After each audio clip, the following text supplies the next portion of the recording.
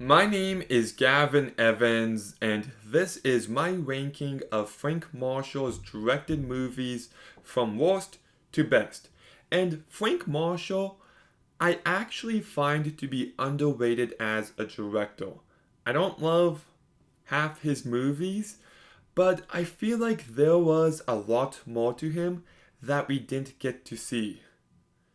Like, I feel like he could have been a Richard Donner or a Joe Dante. I feel like if you look at some of his movies, he had so much passion and so much talent, and it's a shame we only got four movies from him. But regardless, let's talk about them, beginning with his worst movie, and it's his most recent one.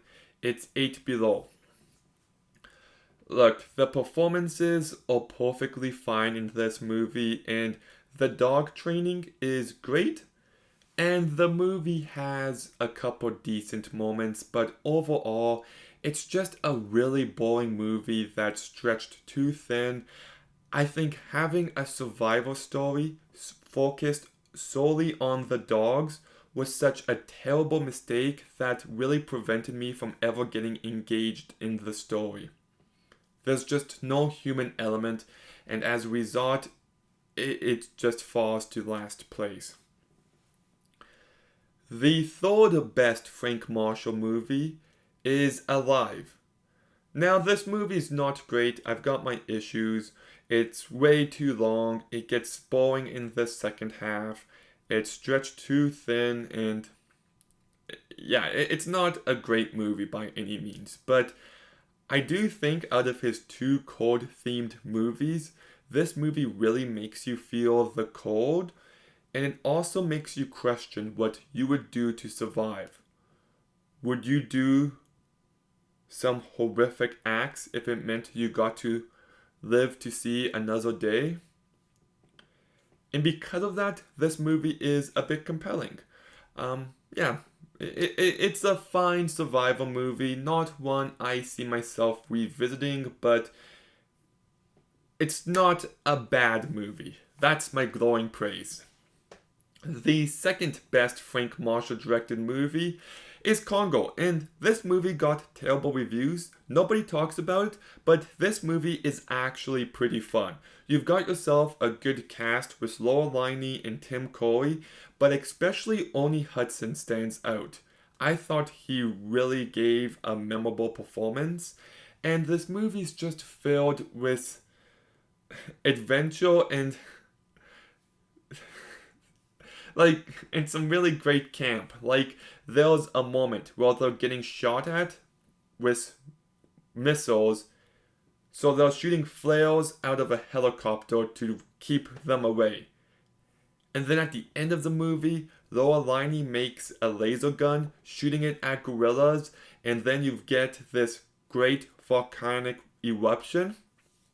Like, it's just a really fun adventure movie. It's not great. I do think the movie could have been paced a bit better, but for what this movie is, I have a really good time with it. But now we get to his best directed movie, and it's Arachnophobia, and this movie should be talked about way more. Like, I think it should be in the conversation for best horror movies. It's just so fantastic, and it's great to get a movie that doesn't rely on ghosts and demons and zombies or vampires or werewolves. It uses spiders, something we come across in everyday life as its tool to scare you, and it does so in a very effective manner. The escalation of this movie is handled so expertly, where you see what one bite can do early on, and you multiply that with a lot of spiders, and then you get this one big spider at the end. It's really unnerving, and it gets under your skin. Well, you don't know where they could be. They could be anywhere at any point, and when you're just surrounded by them, it is truly terrifying. The practical effects look incredible, and like the ending of this movie could have came across as super lame and goofy, but it's actually effective. That said, this movie is still really funny when it needs to be. I like the human story of this family moving to this new town where the dad is promised this job that doesn't get lived up to, so now they struggle a bit, and how people don't really trust them as a result, and how that affects everything else. I think Jeff Daniels is absolutely incredible in this movie. He's such a good actor. He elevates it, and John Goodman's hilarious, and I love him here. I also thought Julian Sands was really good. And man, like this movie just has it all. It's just a highly entertaining, scary, fun, campy movie. I love it. It should be talked about way more. And that's my ranking of Frank Marshall's directed movies. But what's your list looking like? Let me know in the comments down below. Make sure you like, comment, subscribe. Stay tuned for more videos soon. And Gavin,